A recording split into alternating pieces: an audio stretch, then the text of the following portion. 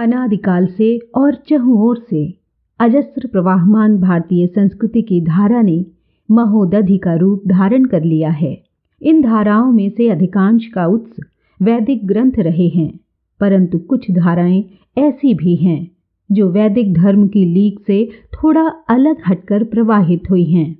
इस सांस्कृतिक महोदधि से जीवन प्राप्त मेघों ने एक ओर जहां विश्व के अनेकानेक संप्रदायों की भावभूमि को पोषित और पल्लवित किया है, वहीं विश्व धरा के मन को भी सुख, शांति और आत्मोन्नति के भावों से सिंचित किया है। भारतीय संस्कृति के संरक्षक एवं संवर्धक श्रृंखला में हम संस्कृति सागर की मात्र कुछ छोटी बड़ी बूंदों का संक्षिप्त परिचय देने का प्रयास कर रहे हैं। हमें विश्वास है कि हमारा यह प्रयास आपकी ज्ञान वृद्धि और आत्म विकास में परम सहायक होगा।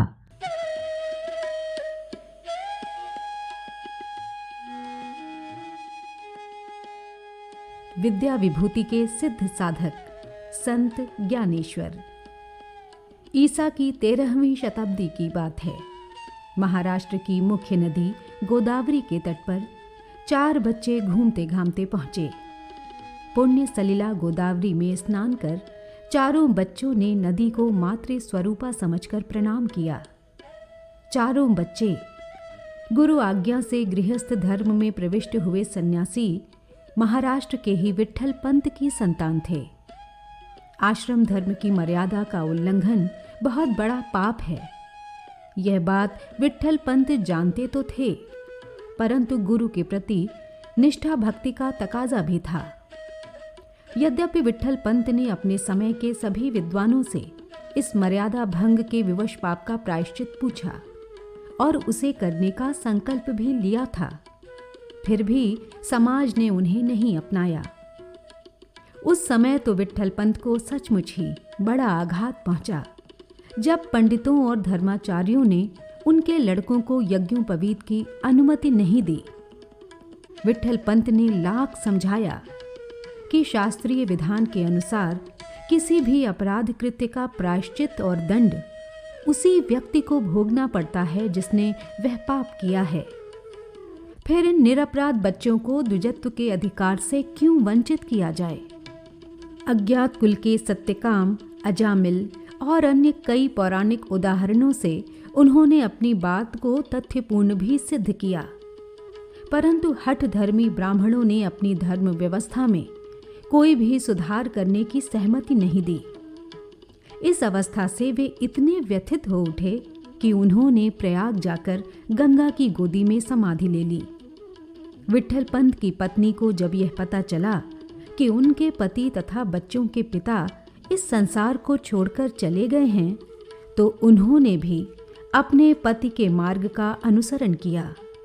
चारों बच्चे तत्कालीन समाज व्यवस्था के शिकार होकर अनाथ हो गए। हठधर्मी ब्राह्मण पुरोहितों और बच्चों के माता पिता धर्मभीरु विट्ठल पंत और रुक्मिणी बाई ने उन्हें असमय ही दर दर की ठोकरें खाने को विवश कर दिया। नास्तिकता की भांति घोर धर्मभीरुता जन्य कायरता भी एक बहुत बड़ा दोष है, जो इस दोष के शिकार व्यक्ति को ही नहीं, आने वाली पीढ़ी और अन्य लोगों को भी अपना निशाना बनाती है। काश इन चारों बच्चों के माता पिता थोड़ा धैर्य और साहस धारण किए रहते। चारों अनाथ बच्चे इस आशा के साथ अपने निकट संबंधियों के यहाँ पहुँचे कि कोई उनकी सहायता करेगा, परंतु उन्हें निराश ही होना पड़ा। माता पिता ने ही जिनकी भविष्य की चिंता नहीं की और कायरता के कारण जिनका ध्यान नहीं रखा, समाज उनका ध्यान रखेगा, यह आशा व्यर्थ है, क्योंकि परिस्थितियां भी तो उस समाज द्वारा ही पैदा की गई होंगी। भीख मांगने के अलावा उनके पास और कोई सहारा नहीं रहा। तभी संत गेनीनाथ नामक एक महान तपस्वी संत उधर का रास्ता भूल गए। भाई निषत्तिनाथ पर दृष्टि पड़ी और उन्होंने उससे सारी बातें पूछ ली। अपने शिष्य विट्ठल पंत की संतान जानकर वे उन्हें अपने साथ ले आए और उन्हें धर्मशास्त्र तथा अन्य विषयों की शिक्षा देने लगे। गुरु गैनीनाथ के सानिध्य और शिक्षा ने ही इन 4 बच्चों में से एक को, संत ज्ञानेश्वर को खोज निकाला और उसकी प्रतिभा को सही दिशा प्रदान की। धर्मशास्त्रों का भली भांति अध्ययन कर चारों बच्चे, जिनमें से एक ज्ञानेश्वर थे, अपने पितृ नगर आए, इसलिए कि उन हठधर्मी ब्राह्मणों के तर्क और दुराग्रह के कारणों का पता चलाकर उनका उन्मूलन कर समाज में स्वस्थ वातावरण निर्मित किया जा सके। गोदावरी में स्नान कर ज्ञानेश्वर सहित सभी आश्रमवासी छात्रों ने निकटस्थ अपने गांव में प्रवेश किया। उन्होंने उस महापंडित के द्वार खटखटाए और उससे द्विजत्व के अनाधिकार का कारण पूछा। मेधावी और प्रतिभाशाली ज्ञानेश्वर के गंभीर प्रश्नों और तर्कपूर्ण उत्तरों का कोई समाधान उक्त महापंडित तो दे नहीं सका, परंतु शीघ्र ही कारण बताने की बात अवश्य कही। संत ज्ञानेश्वर पिता की पराजय और मृत्यु का बदला इसी प्रकार लेने के लिए कृत संकल्प थे। वास्तव में सच्चा और स्वस्थ प्रतिशोध भी यही है कि उन प्रवृत्तियों और परिस्थितियों को बदलने का प्रयास किया जाए जिनके कारण हमारी व्यक्तिगत और समाजगत क्षति हुई हो।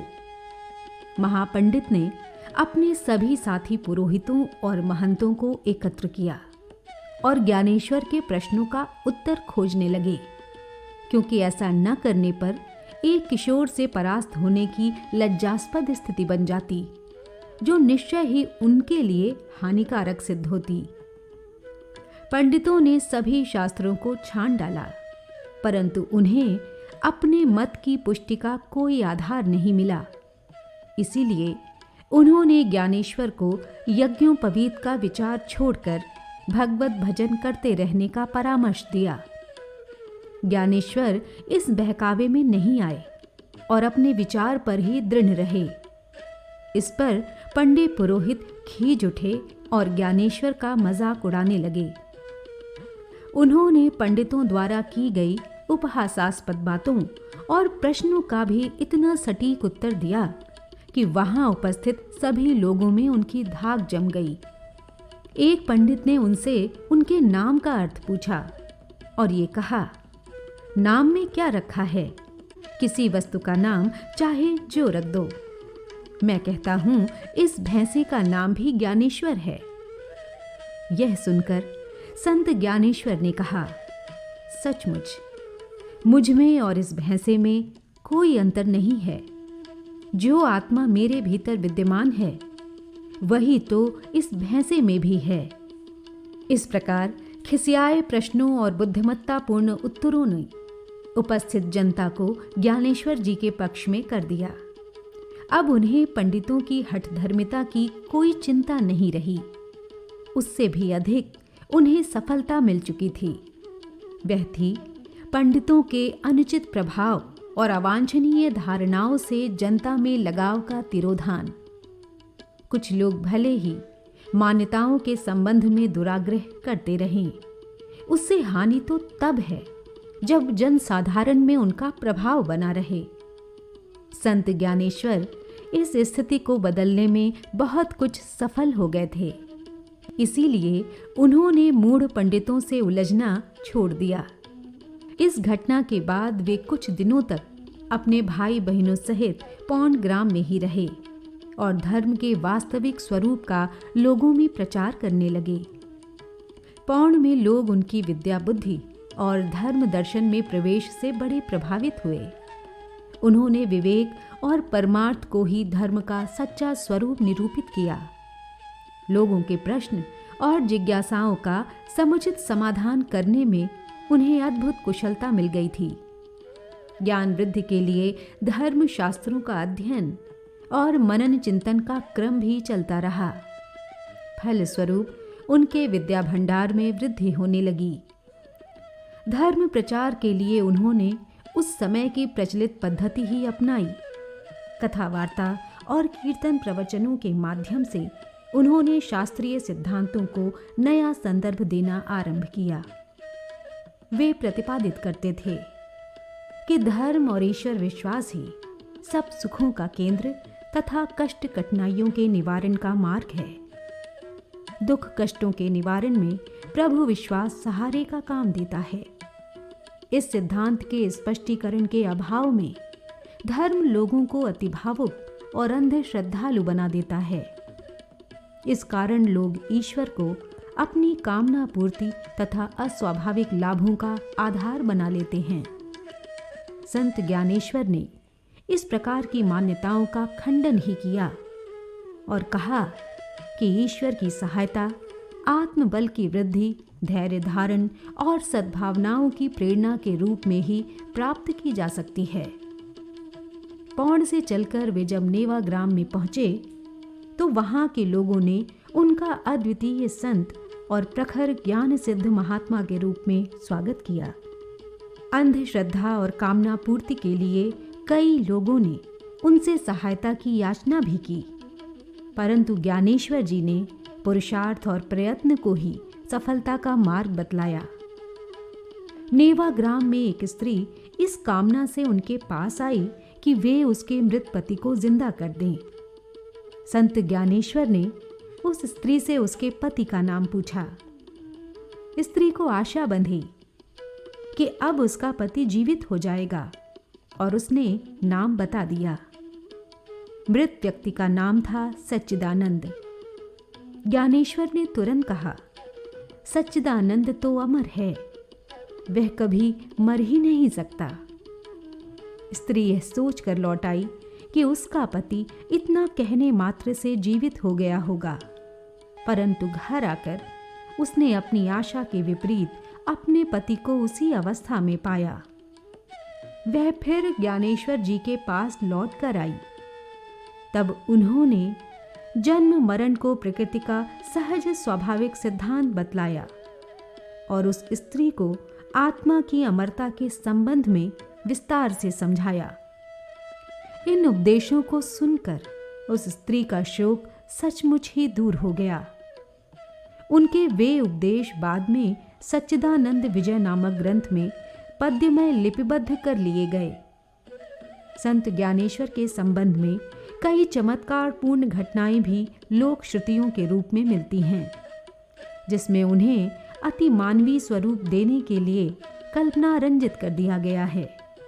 अन्यथा उन्होंने धर्म साधना और ईश्वर भक्ति की चमत्कारी सिद्धियों का सदा विरोध ही किया। भगवान की दी हुई विशेषताओं और योग साधना के फलस्वरूप अर्जित की गई सिद्धियों और चमत्कारों का उपयोग अपनी प्रतिष्ठा बढ़ाने के लिए प्रदर्शन के रूप में करना उनकी दृष्टि में आत्मकल्याण में बाधक था। चांगदेव नामक एक सिद्ध संत उन दिनों ताप्ती नदी के किनारे आश्रम बनाकर रहते थे। वे कई विद्याओं के ज्ञाता तथा परकाया प्रवेश, अणिमा, महिमा आदि सिद्धियों के स्वामी थे। ताप्ती के तटवर्ती इलाकों में उनकी बड़ी ख्याति थी। संत ज्ञानेश्वर ने इन तटवर्ती क्षेत्रों में प्रवेश किया तो स्वाभाविक ही उनकी कीर्ति फैली। चांगदेव को उनकी प्रसिद्धि से बड़ी ईर्ष्या हुई और अपना प्रतिस्पर्धी जानकर उन्हें अपमानित करने के लिए चांगदेव ने एक शिष्य को कोरा कागज देकर उनके पास भेजा। ज्ञानेश्वर ने उस कागज को उपस्थित कई लोगों के सामने खोला और चांगदेव के भावों को समझकर उसके जवाब में एक कविता लिखी, जिसमें अद्वितीय ब्रह्मज्ञान और चांगदेव के प्रति सम्मानप्रद भावनाएं व्यक्त की गई थीं। अपने व्यवहार के प्रत्युत्तर में इतना सद्व्यवहार करते देखकर चांगदेव का हृदय पिघल गया और वे अपने 1400 शिष्यों के साथ संत ज्ञानेश्वर के पास आए। संत जी उनके आगमन का समाचार सुनकर उनका स्वागत करने के लिए कई मीलों दूर तक स्वयं पैदल चलकर आए। चांगदेव और भी प्रभावित हुए और बाद में तो उनके शिष्य बन गए। संत ज्ञानेश्वर ने अपने इस नए शिष्य को चमत्कारों का प्रदर्शन छोड़कर आत्मकल्याण की साधना में प्रवृत्त होने का उपदेश दिया। संत ज्ञानेश्वर ने अपने सदाशयतापूर्ण व्यवहार और आत्मीयता के प्रभाव से कई लोगों को सही मार्ग पर लगाया। वास्तव में मनुष्य जितना कहता है उससे कहीं अधिक सुना और समझा जाता है। क्योंकि उसकी वाणी में उसके हृदय में बसने वाली भावना तथा संपर्क में आने वालों के प्रति व्यवहार और सद्गुण ही बल तथा प्रभाव उत्पन्न करते हैं। संत ज्ञानेश्वर ने स्वयं को और मस्तिष्क को ही नहीं, व्यवहार और हृदय को भी साधा था। इसी कारण लोग उनके उपदेशों से अधिक उनके व्यक्तित्व से प्रभावित होते थे। धर्म प्रचार के लिए वे अपने शिष्यों सहित देश भर की यात्रा पर भी निकले थे। वे घूम घूम कर ही लोगों को धर्म का उपदेश देते थे।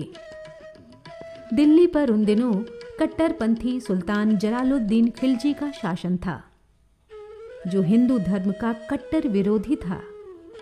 उसके शासन में उपासना, पूजा पाठ, यज्ञ, कीर्तन, भजन आदि सर्वथा निषिद्ध था।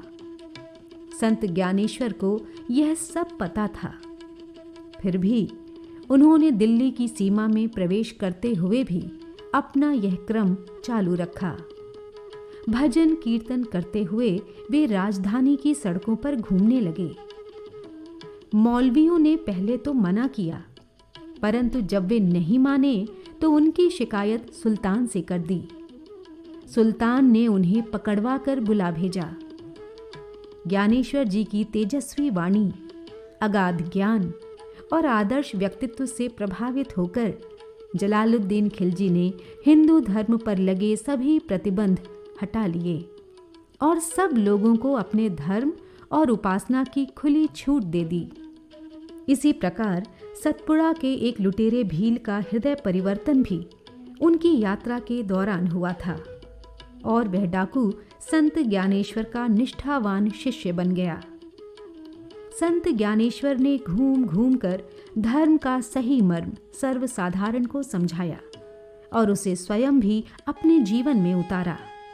उनकी मान्यता थी कि पूजा पाठ तब तक अधूरा है जब तक हृदय में सेवा और सद्भावनाएं नहीं जागें। स्वयं गिरी हुई अभावग्रस्त स्थिति से ऊंचे उठे थे, बिना किसी का सहारा लिए, स्वयं के प्रयासों से। फिर भी गिरे हुए लोगों के प्रति उनके हृदय में पर्याप्त सहानुभूति और उन्हें ऊंचा उठाने के लिए सहयोग देने की भावना थी। इसके लिए उन्होंने स्वयं भी प्रयत्न किया। चारित्रिक और आत्मिक दृष्टि से गिरे हुओं को ऊंचा उठाया और दीन दुखियों के प्रति सेवा सहयोग की हवा बनाई। श्रद्धाभिव्यक्ति के लिए कई धनवान और संपन्न व्यक्ति उन्हें धन संपदा भेंट करने के लिए आते रहते थे। अर्पित पैसों की ओर से आंख मूंद कर उसे दीन दुखियों की सेवा सहायता में लगाने के लिए वे ज्यों का त्यों वापस कर देते थे। प्रवचन और उपदेशों द्वारा ही नहीं, लेखनी और क्रियाओं द्वारा भी उन्होंने मानव मूल्यों के प्रतिपादक धर्म का प्रचार किया। भविष्य में भी लोग इन सिद्धांतों को भूल न जाएं, इसका समुचित प्रबंध किया। इसी उद्देश्य से उन्होंने साहित्य भी लिखा। उनकी रचित ज्ञानेश्वरी गीता, अमृतानुभव, योग वाशिष्ठ टीका आदि पुस्तकें आज भी आध्यात्मिक साहित्य की अमूल्य संपदा मानी जाती हैं। ये सब कृतियां उन्होंने अपनी यात्राओं और प्रवासों के दौरान ही लिखीं। आषाढ़ और कार्तिक कृष्ण पक्ष की एकादशी को पंढरपुर में प्राचीन काल से भारी मेला लगता है। इस अवसर पर देश देशांतर से हजारों की संख्या में लोग आते हैं। उन्हें धर्म के सच्चे स्वरूप से परिचित कराने का सहज सुलभ अवसर जानकर संत ज्ञानेश्वर भी इस मेले में गए। स्थान स्थान से आए दूर दूर के लोगों ने उनके सानिध्य का लाभ उठाया। इस मेले में कुछ विरोधियों ने उनसे पूछा कि आप महान संत और ज्ञानी हैं, तो घर बैठकर ही क्यों नहीं पूछते? इधर उधर भटकने की क्या आवश्यकता है? ज्ञानेश्वर जी ने कहा, जगह जगह घूमकर लोगों को ज्ञान और सन्मार्ग दिखाना ही तो मेरा धर्म है। कुआं प्यासे के पास नहीं जाता, इसीलिए वह छोटा ही रह जाता है। सूखे तथा जरूरत के क्षेत्रों में नदी बहती है तो वह अणु से विभु, क्षुद्र से महान और छोटी जलधारा से सागर बन जाती है। यह समझकर ही मैं भी अपना जीवन लक्ष्य प्राप्त करने के लिए यत्र तत्र भटकता रहता हूं। कितना सटीक उत्तर था उनका। संत महापुरुषों की लोकहित साधना भी उनके आत्म कल्याण में सहायक बन जाती है। सन 1296 ईस्वी में संत ज्ञानेश्वर का देहावसान हो गया। अपने छोटे से जीवन में विद्या विभूति को जितनी मात्रा में उन्होंने अर्जित किया था और उसका उपयोग जिस प्रकार जन कल्याण में किया था, वह उन्हें अमर और चिरस्मरणीय बनाने के लिए पर्याप्त है।